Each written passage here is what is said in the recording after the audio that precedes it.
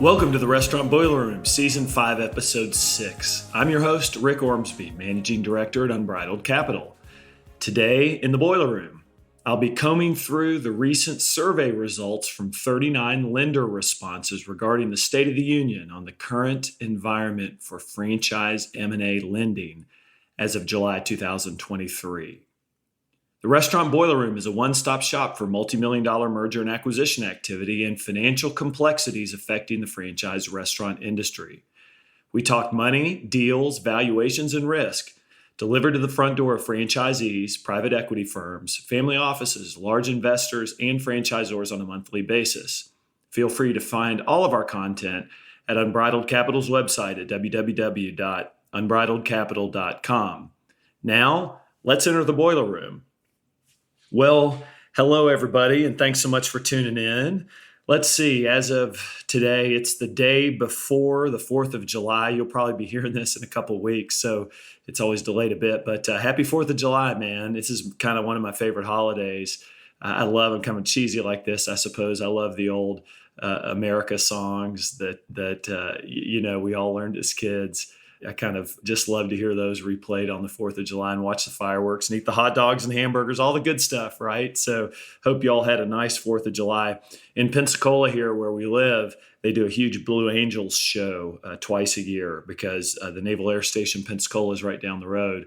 And it's and they had just the Blue Angels come by and they do it up big. So they have like a practice run on Wednesday, and then they have a practice run, a rehearsal on Thursday, and then Friday, and then as well, and then on Saturday is the big day. So they have and hundreds of thousands of people come to the beach and watch these F-18 air shows. It's pretty cool. In some cases, the F-18s actually hover less than 20 feet above the Gulf of Mexico on the beach. And so it becomes kind of a big deal. That happens every year around the 4th of July. Now, for Unbridled Capital this year, just before we get into today's topic, and I think it's going to be a good topic. I mean, I try to do this once, if not twice a year. I don't want to get the lenders angry at me with too many emails, but at least once a year, I try to get a lender response solicited on the State of the Union of the franchise industry. And this year was no doubt the same. There's a lot that's been changed. And in just a couple of days ago, I got 39 responses here. And so we compiled those. I believe there's 16 or 17 kind of responses. And then, I changed up some of the questions this year, but most of the questions are the same. So I have last year's kind of study too and survey results. And so most of this episode will be me just going one by one and talking about the results. And you'll hear kind of a series of kind of high-level data, and then you'll hear, like you usually do, me kind of talking between the lines about what I think it all means. So that's coming up here. A couple of things before we start. Just as a note for this year's M&A industry, it's been, as you all know, so far year-to-date, quite slow. Our pace is probably looking to be about the same as 2022, which is down substantially, of course, from 2021. And then also down, significantly from kind of a 4 or 5 year average. So the deal activity is still on the low side. Phone calls are picking up. I think kind of what's happening generally in the industry is you have, comps are really getting better for most franchisees.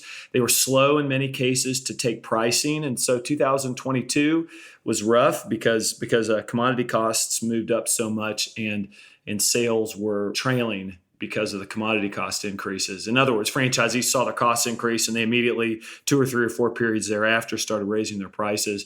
In many cases, a lot of franchisees have lower traffic, lower guest count, but they have higher sales that greatly offset it. And profitability is starting to look good in 2023, but there's still not a full year of good results for many franchisees unless you're in a couple of the real premier brands that are doing great right now.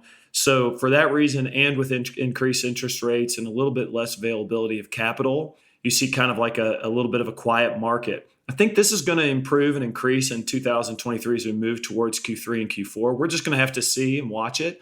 I mean, it seems like every other month is something crazy in this world, right? So it just seems like there's more variability in everything we do than I've ever seen before, certainly coming out of COVID. But that's kind of my view at the margin right now. We've had 5 closings at Unbridled Capital so far, and we have about 13 or 14 other assignments that are active. 4 of those 5 closings have been in Taco Bell, believe it or not, which is a little bit kind of rare for us. I mean, we do a lot of Taco Bell work, but not this high of a percentage relative to other brands.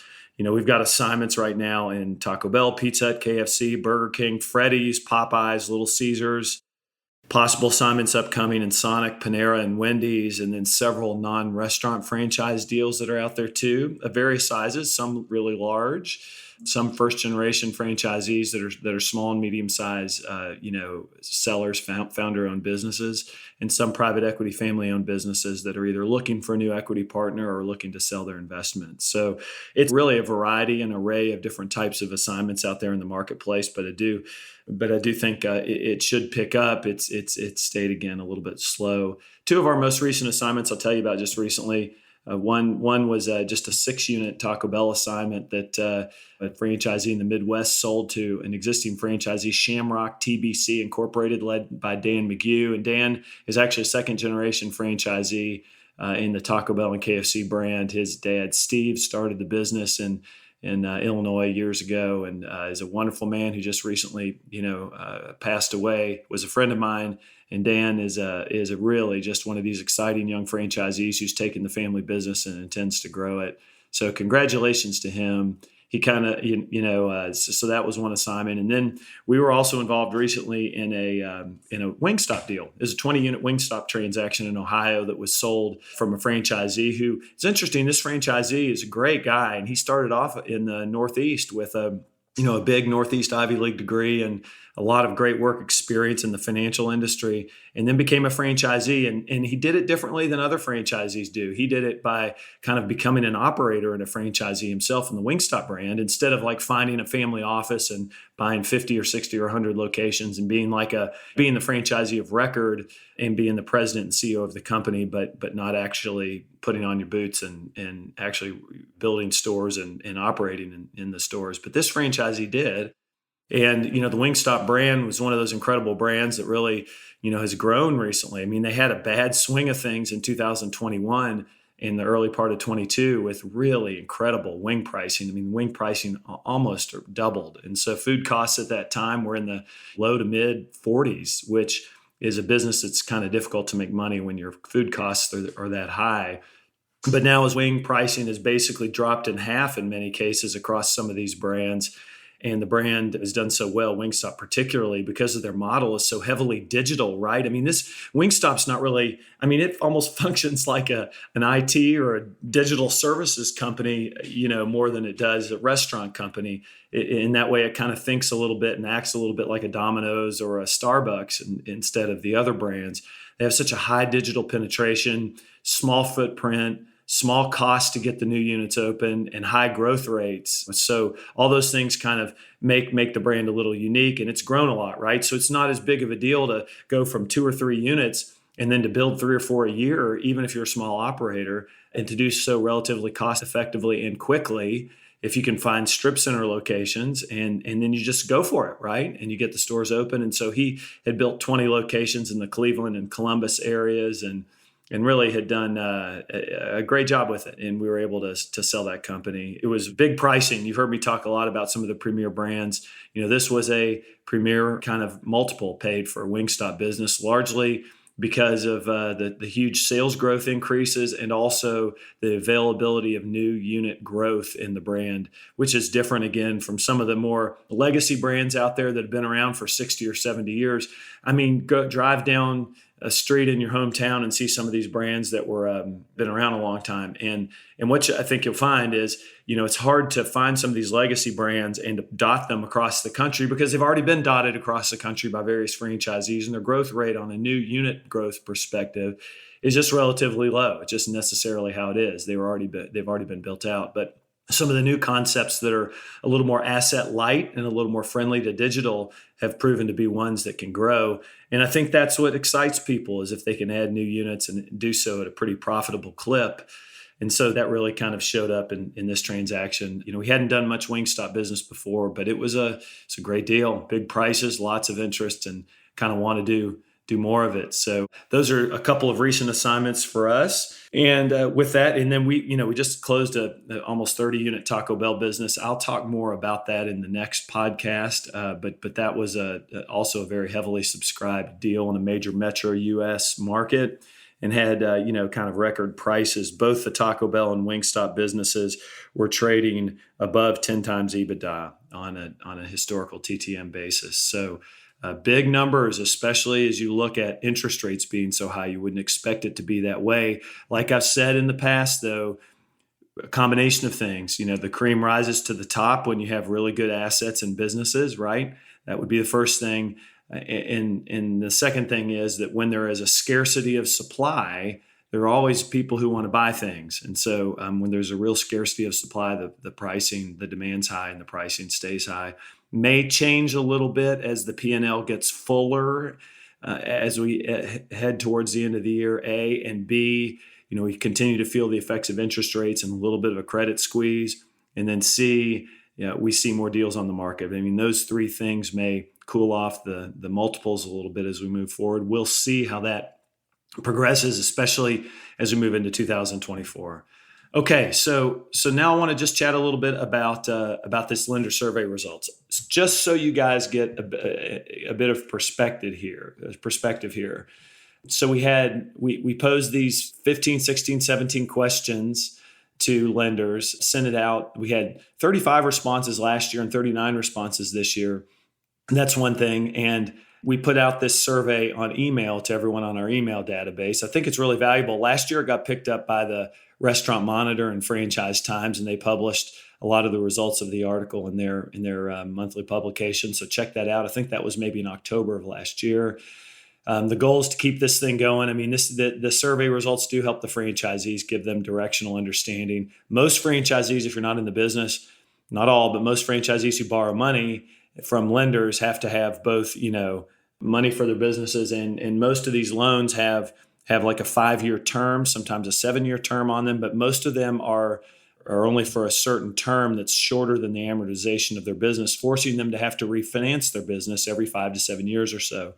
So the condition of the lending market is actually very important. A lot of these folks have locked in rates that are really competitive, right, from a couple of years back, and they're eyeing, like I would be, what the current state of the lending market is when it comes time to refinance their business with their existing lender, or have to look elsewhere to do that. So that's part of the reason why we do this. The first question was, what is your opinion of the operating environment right now? Okay, again, this is 39 responses this year, and it's as of, again, 1st of July, basically, of 2023.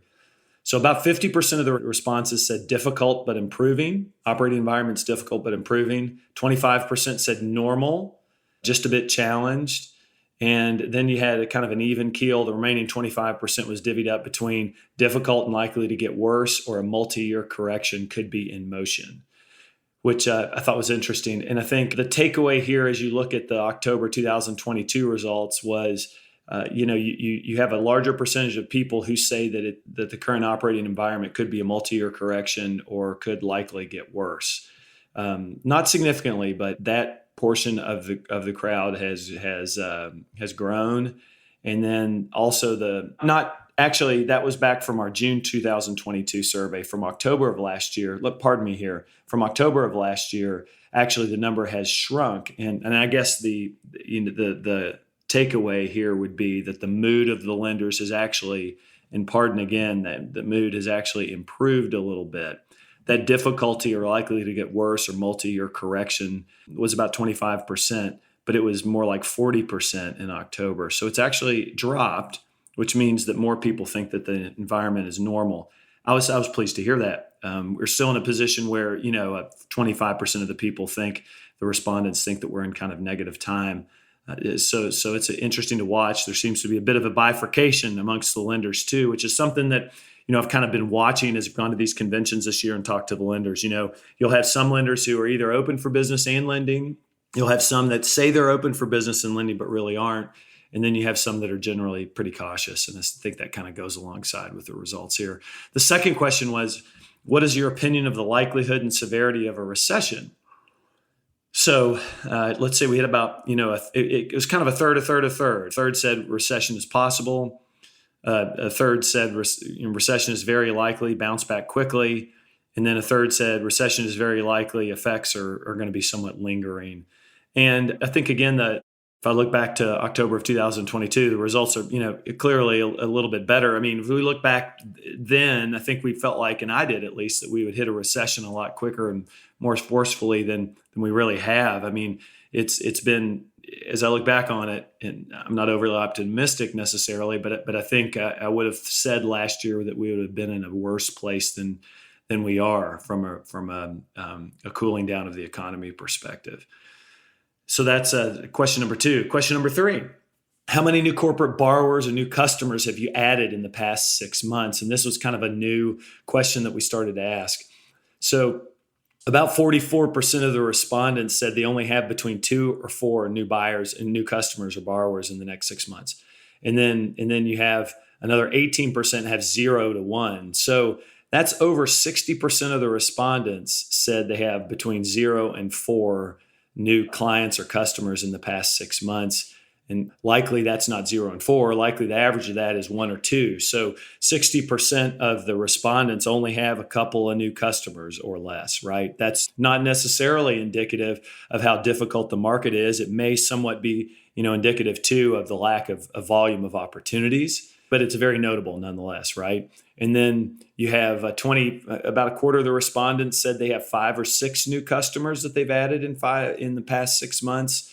And then just a small sliver had more than that. So there is a contingency here of the group of lender responses that are actually doing a lot of business, right? That are actually picking up a bunch of new customers, likely because of, either some M&A activity, some refinance activity from other banks that are closing down shop or that are trying to get out of the loans that they're currently in. So again, back to this point of, it's kind of a bifurcated market, right? It's a little nuanced here. The next question.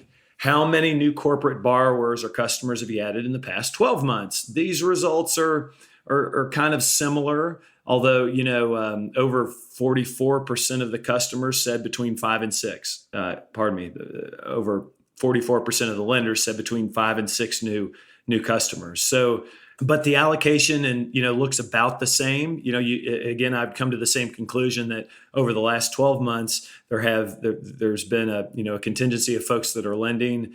It looks like, if we have 44% that have added new customers, that added 5 to 6 customers in the last 12 months, and we only have 23% that have added 5 to 6 customers in the last 6 months, I guess we come to the conclusion that it's slowing, quite substantially in the last 6 months, right? Which would be consistent with what we've seen. It's been pretty chilly right now in terms of the volume of M&A activity to finance, quite frankly. And so you have a bunch of people who are sitting on their hands looking for deals to do.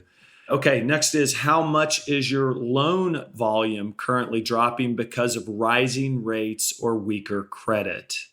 46% responded modest drop, but should turn around later this year. That was, up from 31% in October of last year. 25% said not much change. 40% last year said not much change. That's interesting.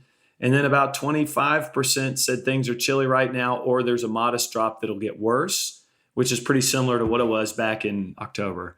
So I'm looking at this response and thinking about what I would tell you here. Modest. I think what I would say is that there is more optimism, right? So if almost 50% of the respondents this year said that there's been a modest drop in loan volume because of rising rates and weaker credit, but that we expect a turnaround later this year, then that's a pretty strong kind of endorsement that they think things will get better, which is good, right? Which is good.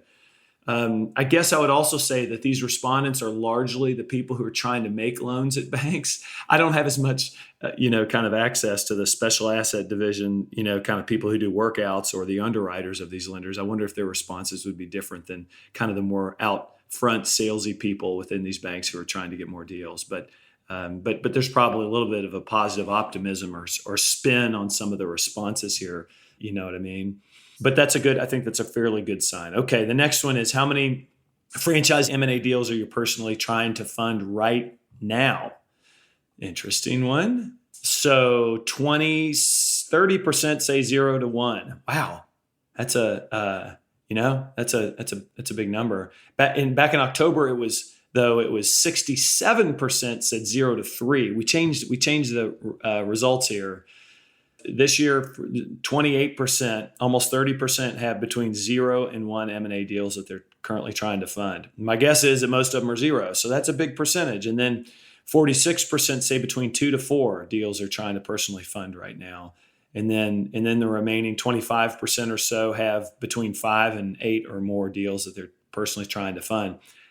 By the way, on the margin, 25% of people sound to be really busy. I don't know what type of M&A deals they're trying to fund. And clearly, I included both large lenders and smaller lenders too here. So it could be that there are a couple, I know, SBA lenders here. We don't do much business with those types of lenders, but they could be, have a higher volume. Most of the business that we do is going to be kind of the large, restaurant and franchise deals that are $30 million and up transaction. A lot of their transactions, a lot of them syndicated. And so there's a difference in responses here that needs to be noted.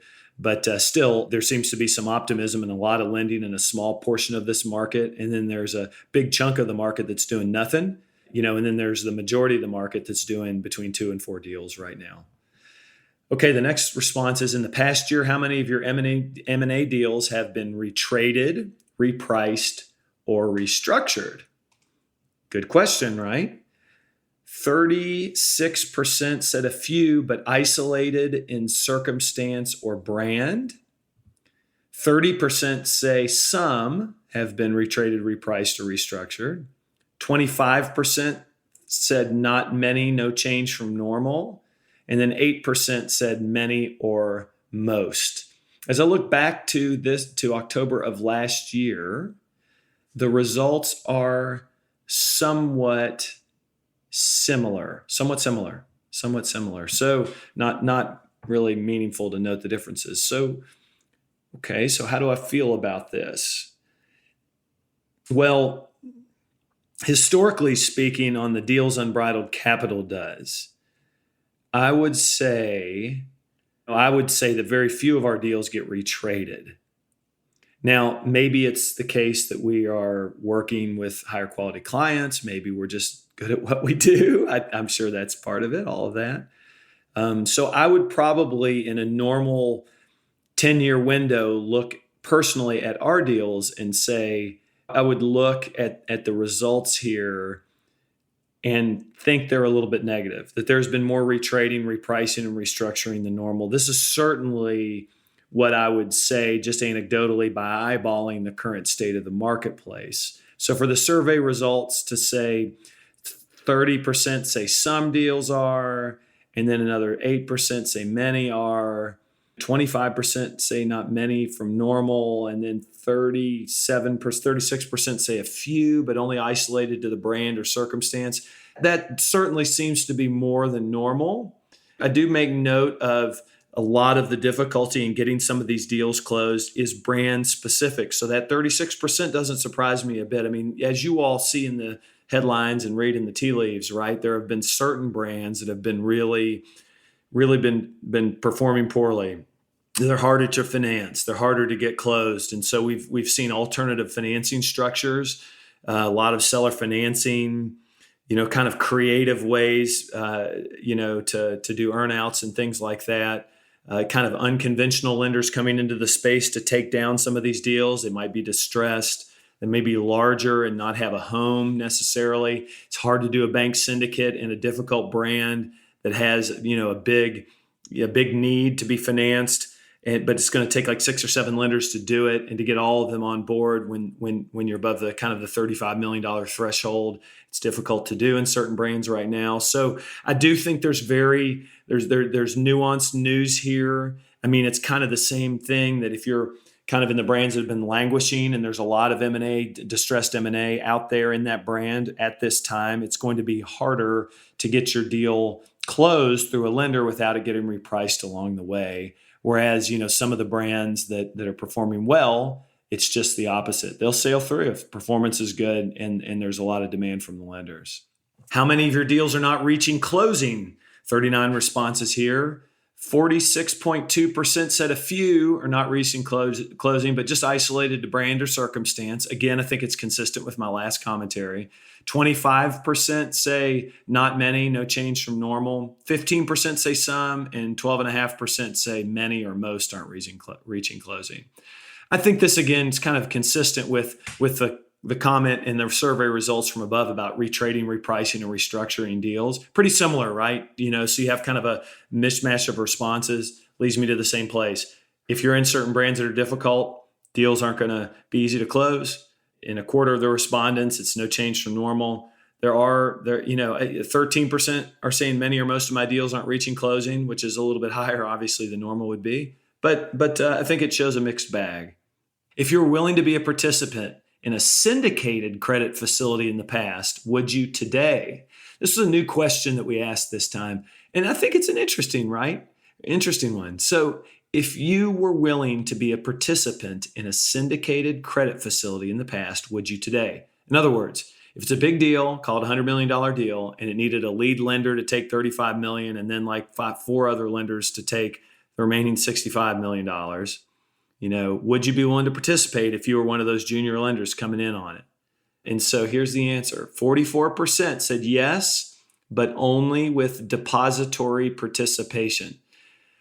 I'm just a good old country boy, right? So what does that mean, right? But only with depository participation. That means that they're not going to do a deal and come alongside a senior lender, kind of a left-leaning lender, unless they get a deposit with it, the deposits or their share of the deposits. This is a new trend. And the new trend here, and this is what I wanted to kind of tickle out of this question, and it sure as heck came through, almost 44% of the people won't come in on a big deal as a junior lender unless they get a portion of the deposits. And it's because their deposits, their loan to deposit ratios are really, really bad right now, and they've deteriorated. Why? Well, there's a number of reasons, but one of the reasons is because banks have been slow to offer any sort of interest rates, right? And so what's happened? Think about yourself. If you are chasing a little bit of yield on your money and looking to get a little bit in front of this inflation whammy, you've probably moved your money out of a traditional bank, haven't you? Who offers you 0.0%, on your checking account, right? And you've probably put it in money markets or you put it in T-bills, some of these areas where you can get higher yield and keep up with inflation a little bit, even if you can't fully keep up with it. So for that very reason, you've seen a lot of people pull money out of banks in the last 12 months, and deposits have dropped. And so loan to deposit and existing loans are on the books. Deposits have dropped. So loan to deposit ratios have gotten much worse for these banks. And now they're seeking deposits. And it's kind of like a pretty binary formula for them. So this is a big deal. If you are going out to get a syndicated facility, you will probably find even a smaller lender coming alongside saying, I need to have some of the deposits here in order to be able to make this loan. So 44% said yes, but only with depository participation. 26% said yes, nothing has changed. Seems to be, by the way, that about a quarter of the respondents in almost all these questions kind of answer that way, right? Like nothing's changed from normal. So just note that particularly. And then 17.9, or let's just say 18% said no, only a sole lender is what I would be at this time. Since this is the first time I asked this question, I'm not sure how I feel about that, but almost 20% of people say, hey, I'm only willing to be a primary lender, not a syndicated credit facility lender. And then 13% said yes, deposits not required, but pricing is my number one consideration. Okay, so take that for what it's worth. That's interesting results. Next question. What percentage of your clients are currently out of compliance on their loans? All right. So back in October, 54% said 0 to 10%. Or only 0 to 10%. Now, 64% say 0 to 10%. So that's good. So it's improved, right? So less folks say their franchisees are out of loan compliance, which is great. I think it's consistent with this time, October of last year, we'd been through kind of 10 really tough months. Things have improved this year. Financials have gotten stronger generally. Same-store sales are up in almost all the brands, and profitability is significantly higher with most of the franchisees, at least on the restaurant side, who we've talked to and who we're doing business with over the last 6 months. So that's good. Back in October of 22, 40% said between 10 and 25% are out of loan compliance, which that's a kind of a bigger threshold. Here it's only 20% are that way. But it's interesting. I think there was hardly anybody who was 25% or more out of covenant compliance in October of 22. Now I see that number is more like 15 to 20% now. So again, what that probably tells me is some of the brands who have languished either have not been able to turn it around substantially, or their turnaround has not been forceful enough or quick enough to get out of the penalty box. Sometimes when you have, it's like compound interest. You pull it out and over a long enough time, and the results actually get larger, right? So that's what I take there, is that you probably have it says a good 64, almost 65% are only between 0 and 10%, out of compliance, which I think is a healthy, percentage, improving, good news. And then you have kind of this languishing 15 to 20% that are actually of lenders who actually, say that upwards of 25 to 35% of their clients are out of compliance. Next question. All right. Hope I'm catching you guys still awake. I kind of feel like this is a little dry. Oh, by the way, and I'll mention this again at the end. When we next month, we're going to have a webinar that I'll put to a podcast with Mike. Right now, it's Mike Egan at Synovus Bank and Nick Cole at MUFG. And we're going to talk about this. We're going to get their viewpoints on how the lending market is going right now. So stay tuned for that. I think that'll be better commentary and more kind of read between the lines than even I'm providing here. Okay. Next question. Which deals are most likely to get done through your bank? 44% said tier 1, smaller, low leverage deals. Interesting. 33% said tier 1, larger, high leverage deals. When I say tier 1 here, these are the brands, vaguely speaking, that have 3,000 or 4,000 units or more. So these would be the big names that you see on every street corner.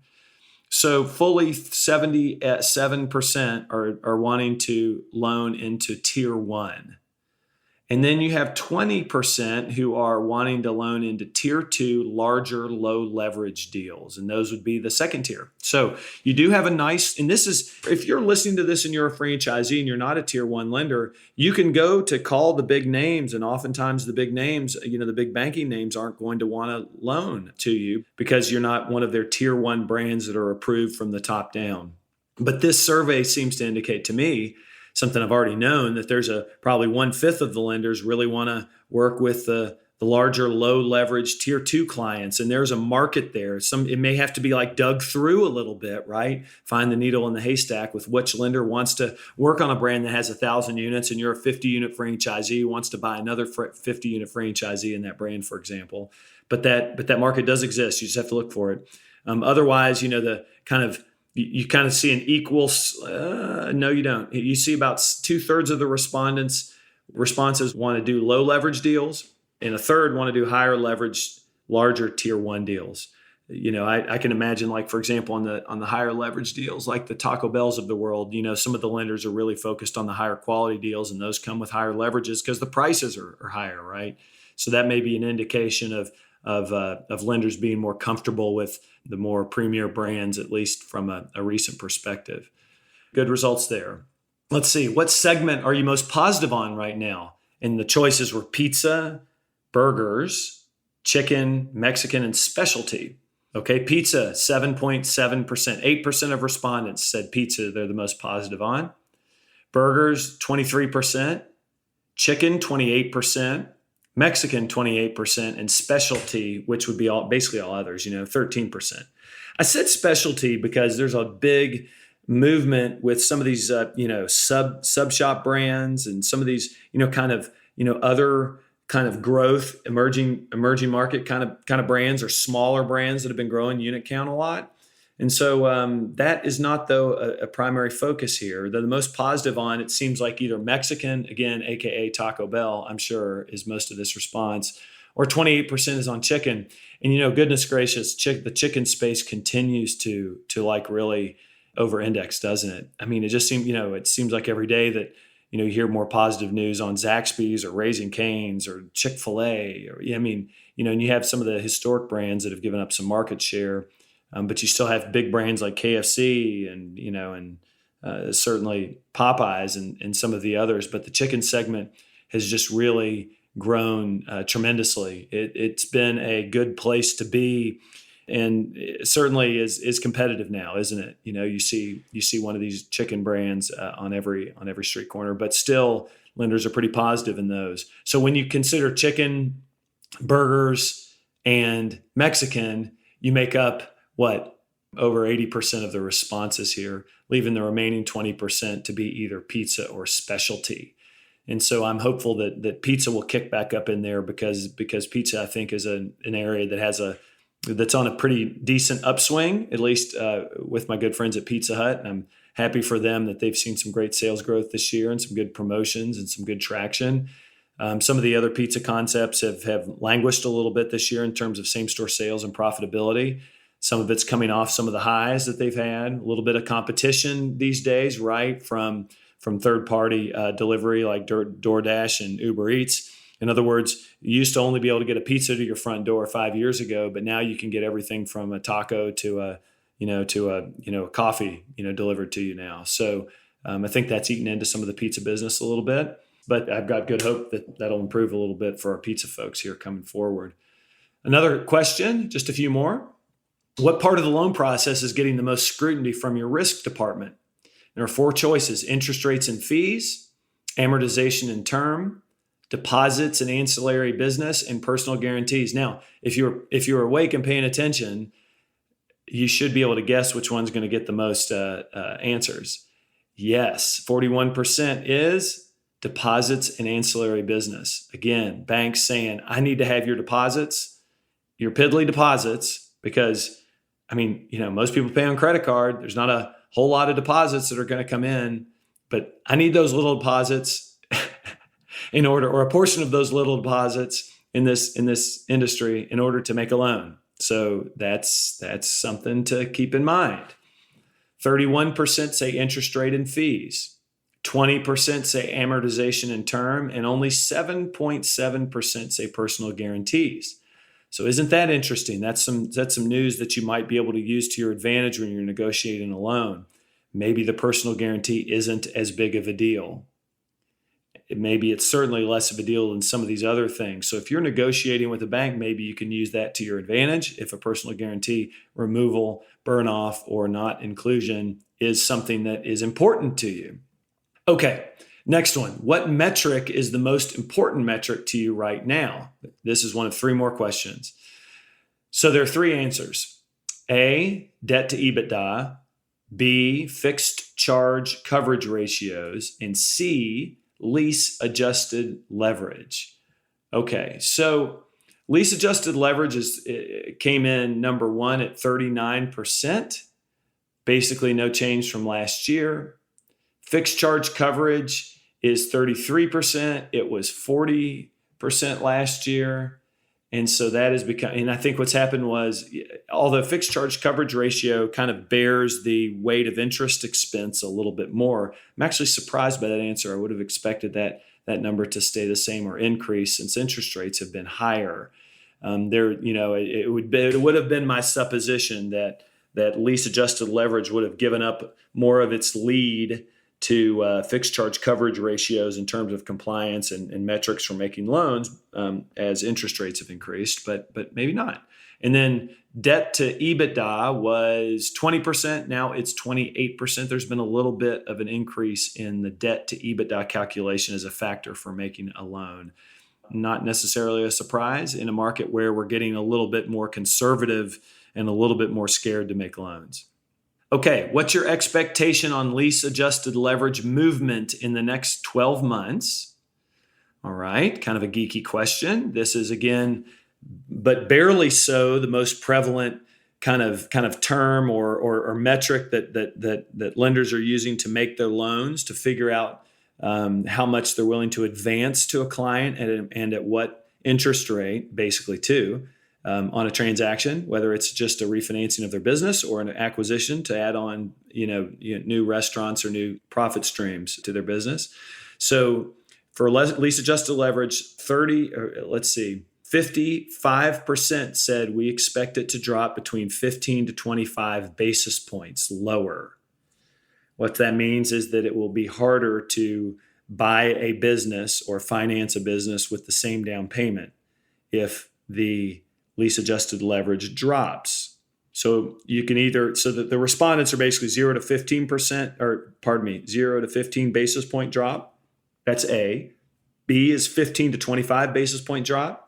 C is 25 to 45 basis point drop. And D is the big old 45 to 60 basis point drop.